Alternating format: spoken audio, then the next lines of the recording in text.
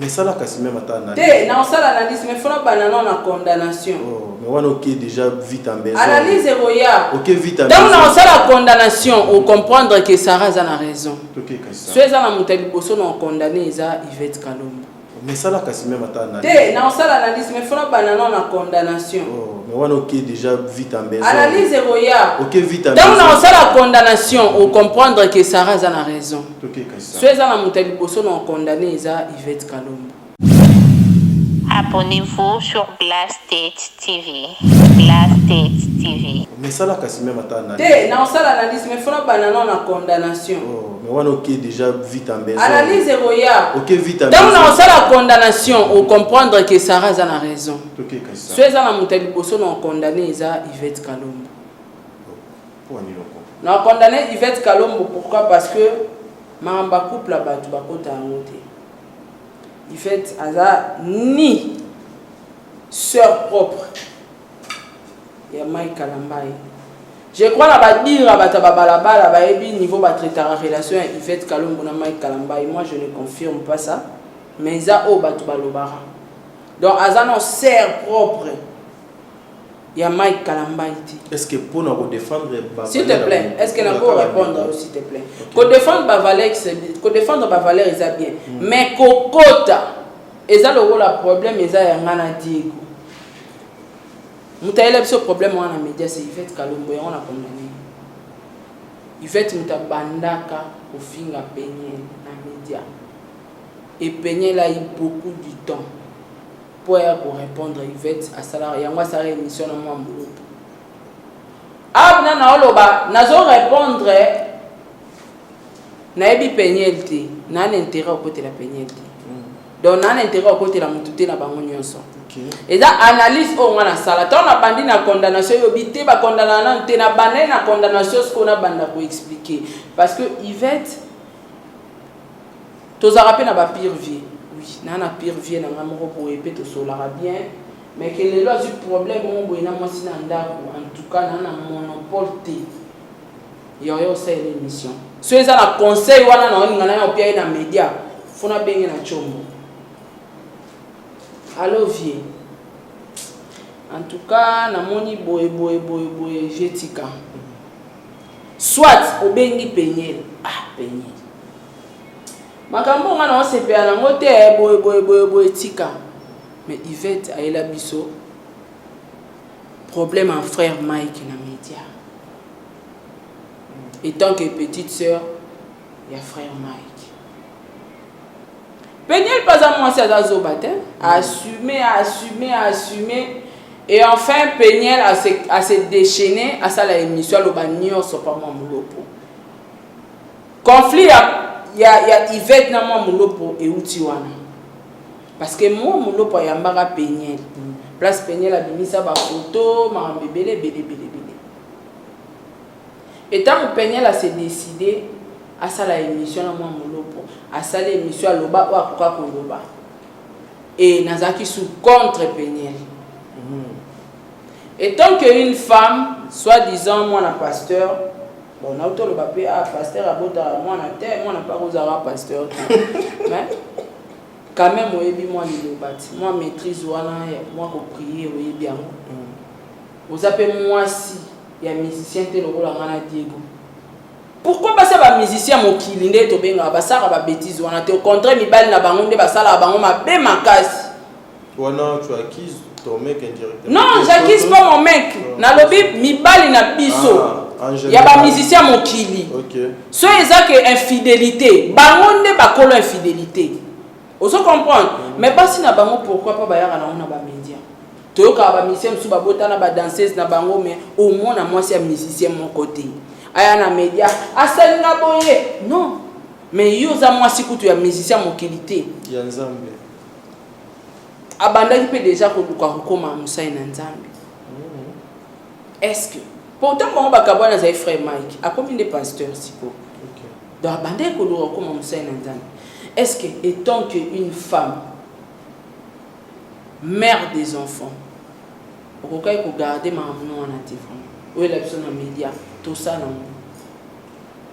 Si on va Mike a été infidèle, Et bon, on passe à la musicien, on est soumis. Il n'y a pas fidèle.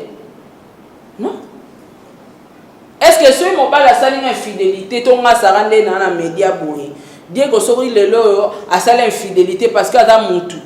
La chair est faible. Est-ce que nous avons un média dans un hôtel Sabino infidélité à Diego?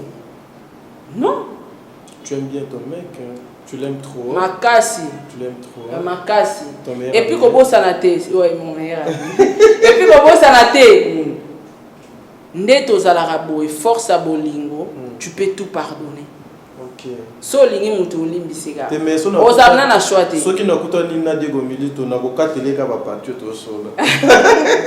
Vas-y. Donc, on a que na parti pour te na bayi na condamnation parce que na bayi pourquoi maman no ba. Donc na zaki contre déjà ba émission ya Peniel na komba frère Mike Kalambai. Dans la nuance tout bozaki na infidélité tout ça là. Une femme sage bâtit sa maison. Voilà. Il fallait que tu aies ma belle monnaie. Tala, oui, mon bal soit lequel yo mutu ya moi conseil. Ndeza lelo pe batu ba koma oloba na ki sarato la ana kisi akanga Diego na kisi. Kisi na ngeza ki na zwa temps. Ya otika na mobile na ngana ba penser na ye na misu ne na matoi na ye panzambe. Vous comprenez, c'est très important. Tant on est que mobile est infidèle à Rosaranate. Mais Lukan Zambeti, soko zana nganga na omorobo, kende remonter tchaba kisi, soko sambelaka. Il faut te le battre parenthèse wana parce qu'il y a ba tunsu be batambela raté. Donc faut pas se retrouver que zonga pa nganga a remonter. Mais soko sambelaka étant qu'une femme. Est-ce que oko genata pendant 3 jours té? Oh là là na C. Pour nzamba peso solution infidélité mobile non. Oh, mutasala motema, s'il te plaît, mutasala motema Mike Zanzambi.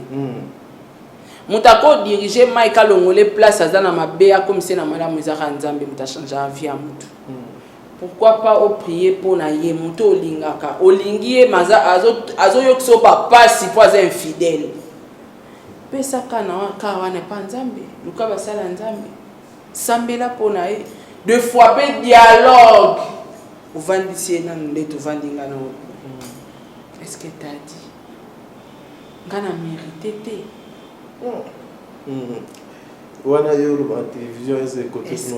Est-ce que tu as dit? Biso sola trop na mobile na ngai. To sola tkonde ni to zo ba problème ou bien surtout que tu as un problème mo boy. To zuango to cha honnête ngana to za boy to che problème on a mis sandé to che boy. Poto lo ba maso na bango boy. Parce que yo pesa ba point de vie na nga pe na pesa. Donc aussi pas problème na biso to cha honnête ezana ya biso to comment analyser sur yango pour te trouver ba solution. C'est très important le dialogue. OK. Donc akoko vendre sa mobile ne manque. Il y a des moments mbel musu ba yo ka te mais il y a ba heure mo boyo wana mbala yo ka ba 4 heures ba 5 heures mutu pende comment poser. Vous vendez ici.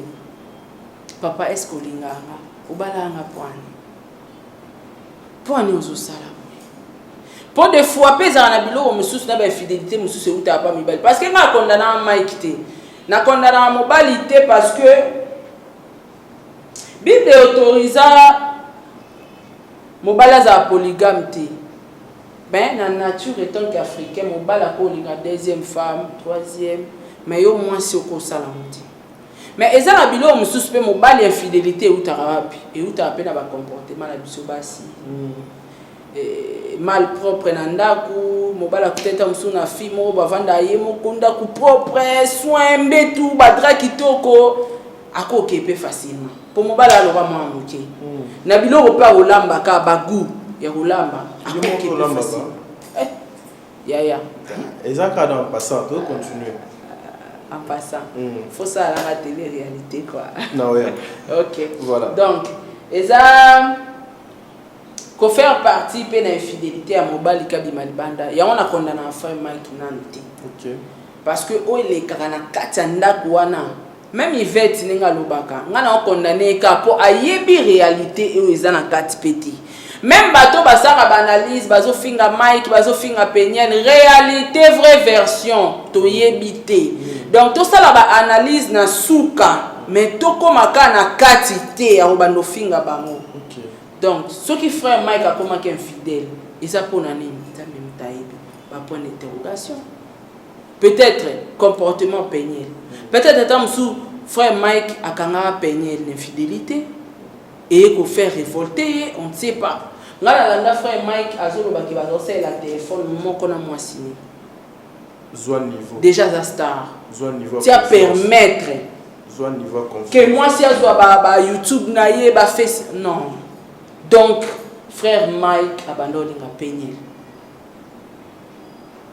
ezali palangu batendo mona mobala vandi boye azali pe na ba makangu na ye azape tamba makangu na ye mais habité na obala te alingako quelle que soit infidélité na ye to ki mobulu na ye c'est que yonde sikonda lingaka il fallait akanga motema il fallait luka nzambe ayaki nango trop vite na média même si il veut ta finga ki il fallait na motema bon maman yaza moi c'est libala il veut ta moi c'est libala ta yaza ina ndako libala na mobali na ye il fallait atala ba intérêt na ye il fallait atala ba intérêt ya bana na ye yana ba mama belé pe ba souffrir na mabala mais atala ka bana ngai na tchena se il fallait atala ta intérêt bana mais ya qui na ba émission azako betanga on n'a pas besoin de ça mutu azala heureuse na libala ka azate ba epine ya la nango. Oh, c'est belé ba bête ma banda mabala pour ani pe ba sa émission te azu photo qui la na belle famille. Non, ce n'est pas important. Biso tout le monde est important et puis surtout ça passer. Donc Péniel agir mabe yango ti lelo a comme na niveau ya sala ba go fond wana ya sengela mwana na mbongo. C'est parce qu'il a réfléchi ça bien té.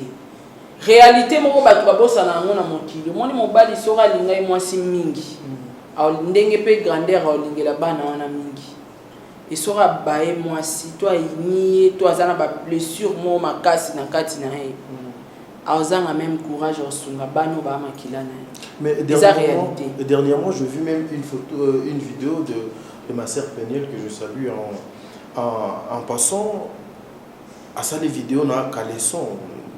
Parce que c'est une façon de... Il y a comme ça, pasteur Mike, qui a un niveau mon corps. Bon, déjà, séparation, la banga, c'est parce qu'elle ne méritait pas. Oh. Si c'est l'âge, c'est faux. Parce que tu as beau banami balé, oyebi ngaye, ngala panga banda okola mabe oyebi. Nazaye pe mutabitumba ti oyebi. Mais tant na boti mo ananga liboso. On dirait biloko ngo elongwaka. Okoma mona ke okomotika babilo mo boinda mda yeta ngandima kiti ko balana na frère Mike donc andima kike o eko ya sura mona ke Mike azana mobulu parce que même na ki fiançailles to yeba ke jo mobulu so moi so makasi oko signo bengani pe bato wana to changer pe mobali po ezala okuti jo mo boina basi belé mais on longoli bango tout au changer un peu comportement et comme on tient na kisi bilo on a ça Diego Milito voilà mesdames et demoiselles et messieurs tout ce qui est lentement mais sûrement vers la fin de notre s'il vous plaît Sarah Tola avec notre consoeur notre sœur Sarah Tola, moi analyse moi masolo au moi makambo tozolo baka awa obeto yiko baka ngo pona ko détruire mototé hein donc tozolo bango pona ko luka moyen ba ope bazo ko sala mabe bazwa par na bango ba ope bazo sala malamba continuer na ko sala bolamu et ko sala vraiment bien tout luka moyen to mizo kisana kate chaque jour to misala na mabe et à la fin tu vas bénéficier quoi parce que aujourd'hui même si tu cherchais il y a ko détruire via jamais au colon mutwana olongwaye yo komiye olien que urbanisa ngala pa autour na motunenga 4 personnes frère Mike Péniel Yvette Mamulo na sepilana pose la maye na répondre pour na Yvette maintenant on a conclu pété na répondre peu pour na Péniel et pour na ndeko na biso moi mulopo aza innocente ah ouais Maman Lopoza innocente. Peut-être Azaki peut mal informé, mais Ayoka qui passe à Kibomoisi. Parce que Bate Belé, tant on peignait la salle à émission, oyebi ke basi combien batebele bafinga frère Mike yango pe tindaka pe Eliana leka voilà donc muta créa cause ya makambuto elandaki après mamba frère Mike eza penyel batu tout bayinaki frère Mike apona nini asali bongo oh frère Mike na yanda na landa na Marius Munga lobi y aura un jour na kotika la ta mokolo monte ko ya oloba mabe ya mwasi na ngai mama ba na na écran non frère Mike tu es un homme mututo na mabe na ye l'infidélité eza arme te au mwasi akosambusela mobali eza arme te parce que koyoka frère Mike alinga ipenyel il est mignon, il a l'argent, il chante bien, il est doux. Et ça parmi les races basi balingara. Mais alinga ipenyel. Tant moi si apandi au sangonde moi mais mo bala leki na émission à lobby na koki ko sala ya ngoti.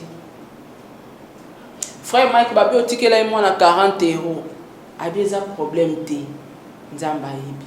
Mais soki malamunya to solo beza solo. Ngana ya ke États-Unis a traduit la justice. Et puis bon condamné. Mais un jour, Bopé Sanga raison. Ngana banda ida Bopé sa frère Mike raison. Na côté les frères Mike était battu sur le Sarah, frère Mike akipé moi na te Sarah sali bozo bosana ke ba blessure intérieure et tout chaka na bana.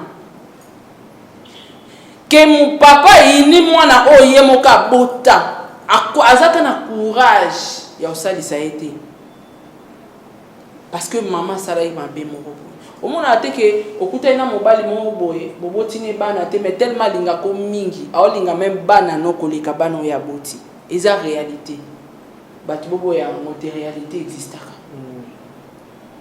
donc penyel mutamemi si moi mulopo ngambo ata penyel soka le kai pe l'émission nanga ngape na ngana yoke ka mawana ngana kota compte na ngana koma na ngape ka contre frère Mike ezaka na ka bongo déjà na ba photo abimisela ibiso na makamba bitoko ma ofinga frère Mike azaboya mais frère Mike alobaka il y aura un jour vérité et qu'on rattraper biso vérité déjà ni on va dire qu'on rattraper biso des vérités en mode vérité yango parce que tango oyaki ko exposer mobali obosana ki ozala un jour na posa frère Mike pour na honorer bana wana tango yako sala campagne mabe pour na ko déstabiliser parce que wana sala campagne de déstabilisation à frère Mike en tout cas pour excuser biso photo vanda parce que ngane mayele na ngera na analyse nde nazalaka campagne de déstabilisation wana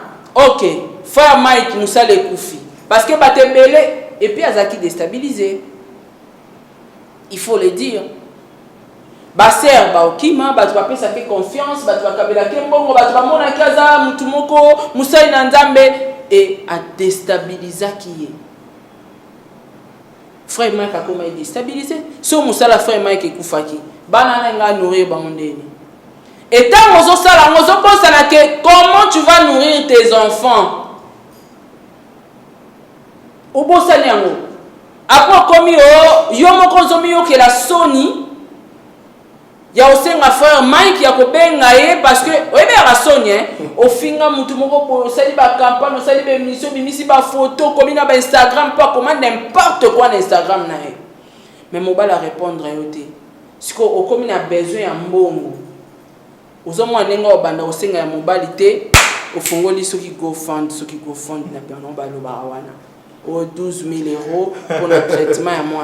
Déjà la poto, tobo aux États-Unis visa cher, oui. Mais yeba mon poto, moi je suis femme seule, mon amobalité sans mari. Bako foutse bambongo wanata. Et puis alobango ngana landai ke yem taboya Mike. Tant aux boya Mike aux qui décision boya mobile pour l'infidélité. Est-ce que talaki via banana utalaki ressources na parce que tant on a décision au boya mobile ki nga mobile aza infidèle na boye na nde na sambusi ebo na osenga ka mbongo te c'est que naza makambo na sala et puis ça ngambo on a beaucoup la bana ozongile Mike ndeni pourquoi yesu na media oyo kwa ayesu kwa accuser pour on ezali kwa accuser sous Mike que aza incapable ya kosunga ya koboko la bana na ye voilà yango sali go soki go fund na wana tout ça là aoluka ko déstabiliser vie à frère Mike. Donc, il y a une raison au Mike Kalobara qu'il y aura un jour en Wana. Donc, apparemment, mon lot pas un innocente. Attention, ils ont la place à mon lot. N'engana ça na émission et puis n'engana zwaka parti pris. Il y a Péniel. Donc, moi mon lot pas innocente na ba histoire na biso. Mais on a comme on a yamabe. Bango na Yvette et comment on dirait batumo ko boyer. Bazaki na ba problème ya bombanda nazo comprendre te au moins il fait côté comment bisa ba secret président Caleb mutabe bisa soki mutabe bisa dibala na yo moi mulo mais ce qui est passé Caleb yé moka lekine émission alobi moi mulo pour tuer ma sœur boina boye tika makambo yo koloba susute kipe mobali na yo tout ça nga pe na pesa moi mulo pour conseil mais conseil gratuit pour tirer dans vie privée dans les médias. C'est très important. Tu peux conclure ça? Conclusion dans la voilà. Tu as si mais conclusion dans ah ok. Tu tires dans ma média. N'a pas ya frère Mike Kalambai. Frère Mike na ebike na ba analyse dans la salle dans dossier na yo. Les gens ont comme peso raison. Quelque part on a pas plaisir intérieur. On a un secret au coin de sa bisoté tant qu'un homme vrai. On va dans le nom mais comme il est déjà serviteur, tu attends en ligne, occupe-toi de tes enfants. Les amala mouillés. Pour la Péniel, nyonso zo sala et ko nuire na mo carrière ya frère Mike. Et ce n'est pas important. Vous avez besoin de souligner à frère Mike parce que tu as ses enfants. Comporte-toi comme une mère. Dans la vie à Bananayo, babo comme un ce qui est passé. Ok. Yo salamabe, frère Mike a salamabe, bokabwana déjà vous aura décision et séparation. Assume. Mais respecte au moins le père de tes enfants.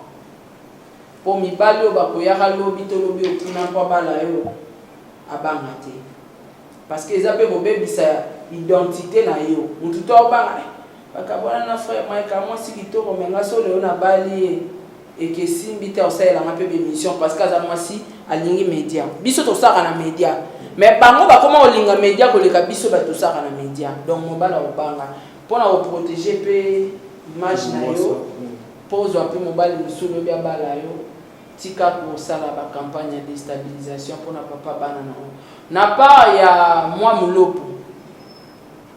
mulopo tu es une femme mariée mutoza sainte azate mututo sala ba tuma bena muki ce qui est passé au ça la nouvelle vie na yo regarde ton mari je crois que tu gagneras rien na rosalara ba émission na makabo Péniel na frère Mike eza couple na bango secret kati penda biso tout non to éviter bango décané ba éviter yo kaka Péniel mais ti lelo non to ki ba éviter mais to condamna Mike alors tika makam na bango lokola ezo mêler ba insulte ba to bazo finga yo pona yango yo profiter na rien parce que za de quoi Péniel to za de quoi Mike tu peux arrêter. Continuer nous ça on est mosalara isa malam n'a pas ya Yvette peut-être dans la intérêt naé pourquoi ça va émission sur défendre frère Mike mais ce qui est vrai oh et les cas réalité à couple je ne pense pas que oui la vérité ni aussi occupe-toi aussi de tes affaires mais quand quoi abandonner dossier on a pour la réputation ya ça bien parce que so linga ya parce que YouTube au fur et à mesure pour ça la émission dossier au matin et ça la que yé bana sujet à l'auteur mais ce qui réellement linga Mike Kalamba il faut tika dossier abandonner ngo beta ngo kara et li moi le rôle à moi merci beaucoup Voilà, donc lentement mais sûrement on a bandé vers la fin de notre émission. Awa ezalaka c'est-à-dire soto yambi ndeko awa soto yambi donc invité na biso pena to tikela temps to pesa ka temps to tikela micro to tikela na malili so ki pe ki pongi to lo filmer yé te na ndenge mabete parce que au cause de la théorie aux ça l'émission aux autres cas hein tu vois voilà donc c'était un peu ça poto silisa analyse nos amis par rapport à la acoustique union sur de tu peux beta menacé il y a confinement qui était le meilleur na ba acoustique nyonso tolongoli na no mobali na yo te tolongola ye parce que wala parti prier bozala tolongola mobali na yo le meilleur déjà so tolongoli Diego batutu batikali basali musique na bango bien bango basali musique na bango bien mais faire rigolo la bêtise homme acoustique pourquoi bokata homme faire la bêtise acoustique faire rigolo la bêtise homme acoustique ndé ligolo banini oyebi homme na français la signe homme en anglais nda côté maison acoustique donc il a qu'ici ndenga salaki wana nde bato balobaka kayembi studio soki nini wana alobaki yango bien eza homme acoustique bon ce qui est vrai batutu basali ba acoustique na bango bien batutu basali ba acoustique na bango bien mais faire rigola asali homme acoustique batutu bayembi bien basali musala na bango bien et félicitations à faire rigola parce que asali loro moko boye oyo batutu balandi ils s'appellent loka bien ils ont été cassés loro mabe po batu balanda masala loro moko bien to moni badade basali bakabose batu ebele basali yango balandi landi c'est que zaki idée à malamu. Donc, bravo à l'artiste Ferrigoula. Réconciliation, il y a pas na wenge. Eza esengo ponanga. Ponga na wenge men. Eza esengo ponanga ya kusangana te donc na obule jour ngo eza l'attaque wera na podium. C'est Léo Mpanzi bi yaya bil kotoyo ferre donc bajidete bango tout. Ezakito po wenge na ngabina nde yango wana ya bango nyonso wana je crois na sa émission mona papi kakol na bai webi ke so na kana mbongo ebele pina na ngana produire na nga ndule moko boye bino tout pena nenga ki wenge wana pena kozala en tout cas ekozala mama na événement ngana sepeli nango ezaka souhait na nga que ata bana balongwa bazonga susu na ndako ya papa te parce que bakoli bakomi na bafi na bango bakomi na bandako na bango mais bazala en bon terme na we ransom ezala malamu mingi basele yo